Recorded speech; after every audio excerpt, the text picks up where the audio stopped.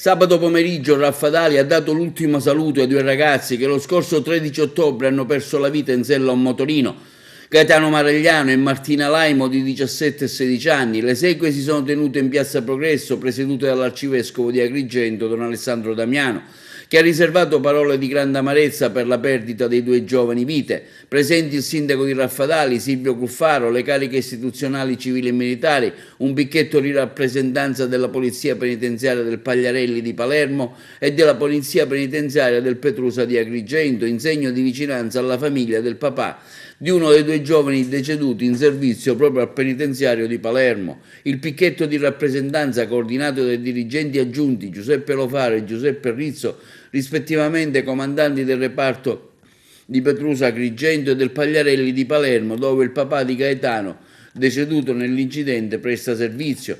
Il centro della piazza, uno accanto all'altro, le due bare bianche con sopra le foto dei ragazzi e un'enorme composizione floreale bianca e gialla a forma di cuore. Attorno tanti amici delle due vittime, con gli occhi gonfi e lacrime, il cuore straziato dal dolore. Eloquenti le parole del primo cittadino, Silvio Cuffaro, nel ricordare le due giovani vite strappate alle loro famiglie. A voi giovani, dice Cuffaro, che siete stasera presenti e no, voglio dirvi di vivere la vita sicuramente con l'entusiasmo che vi appartiene, con la spensieratezza tipica della vostra età, di inseguire i vostri sogni e desideri, ma badate a essere sempre prudenti ed estremamente responsabili.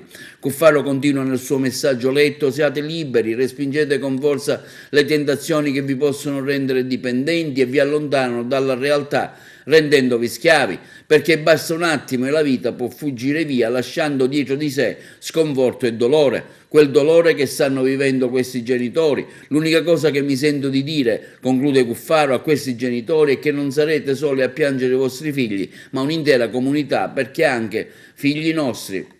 Ricordiamo l'incidente: Gaetano Maragliano e Martina Laimo stavano tornando dalla scuola quando sono rimasti vittima del terribile tragico incidente cui hanno perso la vita. L'incidente si è verificato al centro delle due carreggiate della strada statale 118, la Corleonese Agrigentina, che collega la città dei Templi con il paese in cui vivevano. L'impatto è stato fatale, purtroppo, con il fuoristrada avvenuto nelle vicinanze di una curva all'altezza del chilometro 141 in territorio di Joppolo Giancaxio. In quel momento, purtroppo, stava piovendo a dirotto, come in molte altre zone della Sicilia occidentale. Stando a una prima ricostruzione dei carabinieri, che sono accorsi immediatamente sul posto, sembra che la Aprilia 125 su cui viaggiavano i due adolescenti si sia spostata sulla carreggiata opposta, forse a causa della poca visibilità causata dal maltempo. Proprio in quel momento dalla parte opposta sopraggiungeva una Range Rover che stava procedendo nella direzione opposta verso Agrigento. L'impatto purtroppo è stato violento, al punto che Gaetano e Martina